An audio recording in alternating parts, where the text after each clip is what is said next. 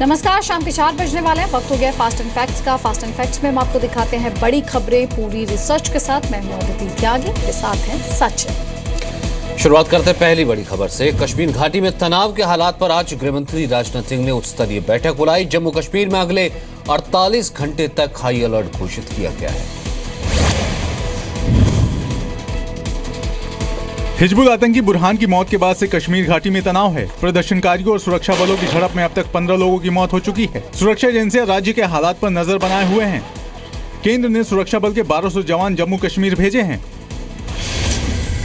उस स्थिति को देखते हुए आज श्रीनगर के करीबन उन सब पुलिस थाना क्षेत्रों में कर्फ्यू नाफिज कर दिया गया है, जहां कल हंगामे हुए हैं और पत्थरबाजी हुई है और जहां नियंत्रण में स्थिति नहीं रही है। इसके अलावा दक्षिणी कश्मीर के चारों जिलों में जो है कर्फ्यू नाफिज कर दिया गया है।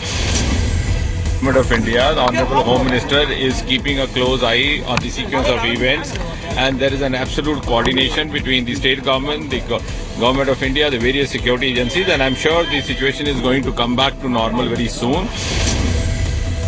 कश्मीर घाटी में तनाव को देखते हुए दूसरे दिन भी अमरनाथ यात्रा स्थगित कर दी गई। कुलगाम, अनंतनाग, त्राल, कोकरनाग और श्रीनगर के 7 थाना क्षेत्रों में कर्फ्यू लगा हुआ है। बारामूला में प्रदर्शनकारियों के पथराव में सीआरपीएफ के 25 जवान घायल हुए हैं। कुलगाम टनल की सुरक्षा के लिए अतिरिक्त सीआरपीएफ जवानों की तैनाती की गई है। शोपिया, सोपोर, पुलवामा, अनंतनाग और त्राल के हालात पर सुरक्षा एजेंसियों की खास नजर है। राजनाथ सिंह ने जम्मू कश्मीर की सीएम महबूबा मुफ्ती से बात की है। उन्हें हालात से निपटने में हर संभव मदद का आश्वासन दिया है। बुरहान वानी के बहाने देशद्रोह के आरोपी और जेएनयू के छात्र उमर खालिद ने जहर उगला तो एक प्रमुख अलगाववादी नेता के बेटे जुनैद कुरैशी ने युवाओं से बंदूक छोड़ने की अपील की। उमर खालिद ने अपनी फेसबुक पोस्ट में बुरहान वानी की तुलना क्रांतिकारी से की है। दूसरी ओर जम्मू कश्मीर लिबरेशन फ्रंट के संस्थापकों में से एक हाशिम कुरैशी के बेटे जुनैद ने युवाओं को बंदूक थामने के लिए उकसाने वाले अलगाववादियों को बेनकाब किया है। जुनैद ने कहा, कश्मीर के युवा अलगाववादियों से पूछें कि जिहाद के नाम पर उनके बच्चे बंदूक क्यों नहीं उठाते। This question to these leaders, if jihad, if this gun is so pious, why don't you pick it up? Why don't your children pick it up? Kashmir में कुछ लोग आतंकी बुरहान वानी को हीरो बनाने की कोशिश में लगे हैं, लेकिन अब हम आपको कश्मीर के कुछ असली हीरो से मिलाते हैं। शाह फैजल पहले कश्मीरी हैं जिन्होंने 2010 में यूपीएससी परीक्षा में टॉप किया था। शाह फैजल के पिता की आतंकियों ने हत्या कर दी थी। 2015 में कश्मीर के युवा अतर आमिर खान ने 2015 में यूपीएससी एग्जाम में दूसरा रैंक हासिल किया। फिलहाल IRTS अधिकारी हैं। जम्मू कश्मीर की पैरा क्रिकेट टीम के कप्तान आमिर हुसैन के हाथ नहीं है। आमिर गर्दन में बल्ला फंसाकर बैटिंग करते हैं। रुवेदा सलाम पहले MBBS, फिर IPS और उसके बाद IAS की परीक्षा पास करने वाली कश्मीर की पहली लड़की हैं। परवेज रसूल भारतीय क्रिकेट टीम में शामिल होने वाले जम्मू कश्मीर के पहले क्रिकेटर हैं। उमर खालिद जैसे लोगों को जुनैद कुरैशी से सीख लेनी चाहिए। एक तरफ उमर खालिद है जो तोड़ने की बातें करता है, तो दूसरी तरफ जुनैद है जो बंदूक और खून खराबे का रास्ता छोड़ने की सीख कश्मीरी युवाओं को दे रहा है। दक्षिण अफ्रीकी देशों के दौरे पर तीसरे पड़ाव में प्रधानमंत्री नरेंद्र मोदी तंजानिया पहुंचे। दोनों देशों के बीच 5 समझौतों पर दस्तखत किए गए। तंजानिया के दार सलाम में पीएम मोदी का शानदार स्वागत किया गया। भारतीय और अफ्रीकी मूल के लोगों ने भारत और तंजानिया के झंडे लहराकर पीएम मोदी की अगवानी की। पीएम मोदी को गार्ड ऑफ ऑनर दिया गया। पीएम मोदी ने तंजानिया के राष्ट्रपति जॉन मैगुफूल के साथ ड्रम पर भी हाथ आजमाए।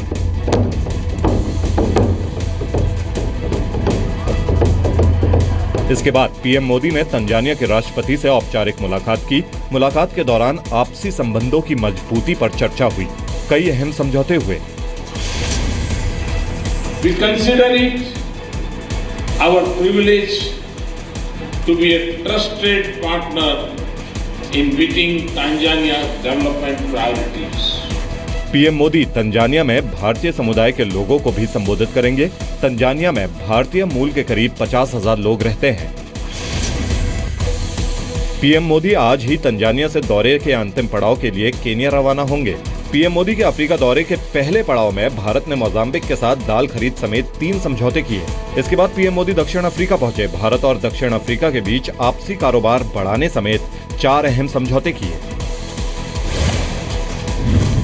35 साल बाद कोई भारतीय प्रधानमंत्री केन्या का दौरा करेगा। पीएम मोदी से पहले 1981 में तत्कालीन पीएम इंदिरा गांधी ने केन्या का दौरा किया था। महाराष्ट्र में मंत्रिमंडल फेरबदल के बाद जल संसाधन विभाग चुनने से नाराज पंकजा मुंडे ने ट्विटर पर नाराजगी जाहिर की। पंकजा मुंडे ने सोमवार को सिंगापुर में वर्ल्ड वाटर लीडर समिट में हिस्सा लेने से इनकार कर दिया। पंकजा मुंडे ने ट्वीट किया, कल सिंगापुर पहुंच रही हूँ। सोमवार को वर्ल्ड वाटर लीडर समिट है। मुझे बुलावा भेजा गया था, लेकिन अब मेरे पास इस मंत्रालय की जिम्मेदारी नहीं है, इसलिए मैं इसमें हिस्सा नहीं लूंगी। महाराष्ट्र के मुख्यमंत्री देवेंद्र फडणवीस ने भी ट्विटर पर ही पंकजा मुंडे को नसीहत दी। वरिष्ठ मंत्री होने के नाते समिट में हिस्सा लेने को कहा। आपको WLS 2016 में हिस्सा लेना चाहिए। वरिष्ठ मंत्री होने के नाते आप महाराष्ट्र सरकार का प्रतिनिधित्व करेंगी। महाराष्ट्र में मंत्रिमंडल विस्तार के बाद शनिवार की देर रात मंत्रियों के विभागों का बंटवारा किया गया है। विभागों के बंटवारे में दो सबसे ताकतवर मंत्री माने जाने वाले पंकजा मुंडे और विनोद तावड़े का कद घटाया गया है। पंकजा मुंडे से जल संसाधन विभाग वापस लिया गया है, जबकि तावड़े से चिकित्सा शिक्षा विभाग छीना गया है। राज्य मंत्री से कैबिनेट मंत्री बनाए गए राम शिंदे को जल संरक्षण विभाग की जिम्मेदारी सौंपी गई है।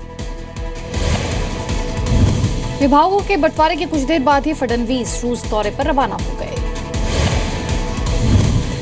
दिल्ली की पटियाला हाउस कोर्ट ने भ्रष्टाचार के आरोप में गिरफ्तार मुख्यमंत्री अरविंद केजरीवाल के प्रधान सचिव राजेंद्र कुमार को 1 दिन की न्यायिक हिरासत में जेल भेज दिया है। 5 दिन की सीबीआई रिमांड खत्म होने के बाद राजेंद्र कुमार समेत गिरफ्तार किए गए सभी 7 आरोपियों को आज पटियाला हाउस कोर्ट में पेश किया गया। सीबीआई राजेंद्र कुमार समेत 5 अधिकारियों को 4 जुलाई को गिरफ्तार कर चुकी है, जबकि 2 अधिकारियों को कल गिरफ्तार किया गया। केजरीवाल सरकार ने पिछले साल फरवरी में राजेंद्र कुमार को प्रधान सचिव बनाया था। आरोप है कि राजेंद्र कुमार ने निजी कंपनी को गैरकानूनी ढंग से सरकारी ठेके दिलवाए, करीब 50 करोड़ का घोटाला किया। सीएम दफ्तर में तैनात उप सचिव तरुण शर्मा, संदीप कुमार, दिनेश गुप्ता और अशोक कुमार भी आरोपों के घेरे में हैं। आरोपों के बाद सीबीआई ने राजेंद्र कुमार के खिलाफ पद का दुरुपयोग करने का केस दर्ज किया था। सीबीआई ने पूछताछ के लिए 7 आरोपियों को 3 दिन की रिमांड पर भेजे जाने की मांग की थी। कोर्ट ने रिमांड के लिए सीबीआई को केस से संबंधित कोर्ट जाने को कहा है।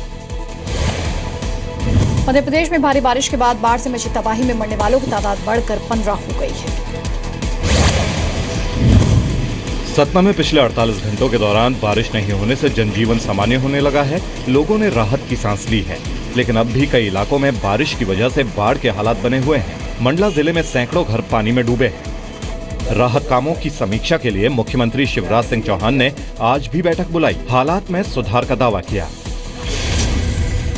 और इसलिए अब स्थिति पूरी तरह से नियंत्रण में है। आगे के लिए हम सावधानी और सतर्कता बरत रहे हैं।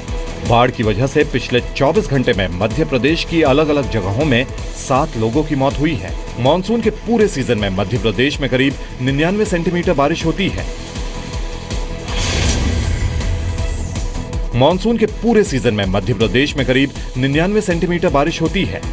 इस साल अब तक 25 सेंटीमीटर बारिश रिकॉर्ड की गई है, यानी पूरी बारिश का करीब 25% कोटा पूरा हो चुका है।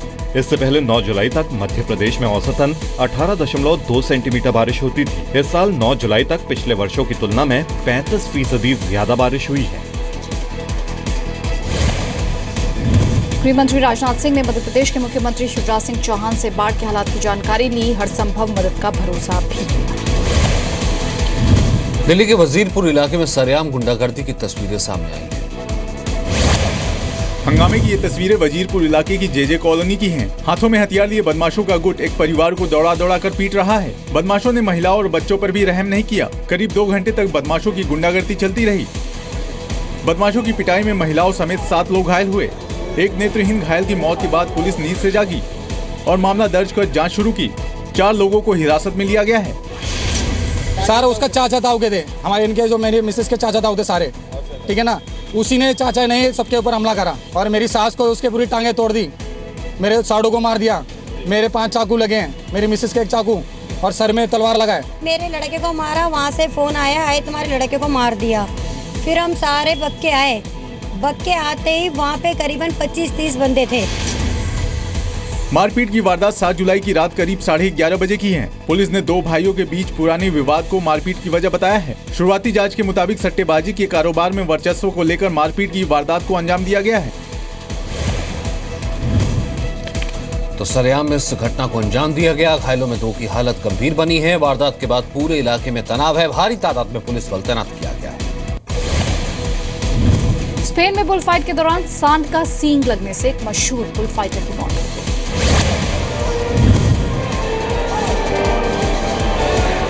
हादसा स्पेन के तेरुएल शहर का है। हादसे के वक्त स्टेडियम में हजारों लोग बुल फाइट देखने के लिए जुटे थे।